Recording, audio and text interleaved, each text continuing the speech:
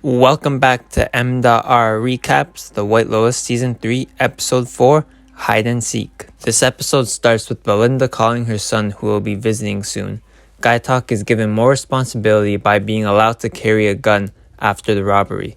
Timothy isn't in the right state of mind given the pills he's been taking and accidentally exposes himself to his family. Rick isn't going on the yacht today because of his flight to Bangkok later today, but Chelsea gets sad and convinces Rick to come on the yacht. At this pool bar Valentine recommends, Jacqueline gets recognized by some fans, and she doesn't like the demographic of the older people at this pool bar, and they go back to the hotel and go out with Valentine. The Ratliffs come on the yacht followed by Rick and Chelsea. When Timothy sees Rick, he gets upset given their past arguments and takes more of Victoria's pills and the whole pill bottle at that. On the yacht, Piper asks for Lachlan's support later at dinner when she's going to tell her parents that she's planning to move to Thailand for a year and stay at the temple. Lachlan doesn't seem too happy about the news. Throughout the episode, Lachlan is getting torn between spending time with Piper or Saxon. He then spends the rest of the day with Saxon talking to girls. Lachlan impresses Chloe and Chelsea with some magic tricks. Greg is keeping an eye on Saxon, who is getting closer to Chloe. Rick finally opens up to Chelsea about why they are in Thailand and why he has to go to Bangkok. It's because Jim Hollinger murdered Rick's father. Jim is Sritala's wife. Belinda still can't get Tanya and Greg off her mind, so she decides to Google search them, and she finds out that Tanya is dead and Greg is wanted for questioning. After a conversation with Greg about Thailand, Timothy might want to stay given his troubles back home.